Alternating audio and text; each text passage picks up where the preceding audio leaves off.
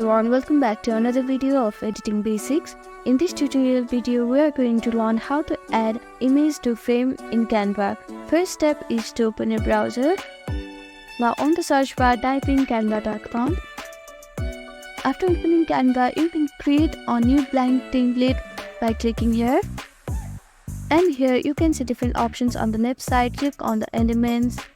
Now on the search bar, type in frame. After that, you can see frame option here. Click on see all. And here you can see different frames of different sizes and shapes. Here I am choosing the circle one. Now go to uploads, and here you can see upload files option. You can click here and upload the file that you want to add on frame. I have already uploaded this picture, so I'm going to drag this photo into the frame. And here you can see that this image has been added into the frame.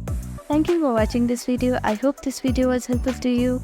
Please do like, share and subscribe to our channel, and don't forget to comment down below if you have any queries. Thank you.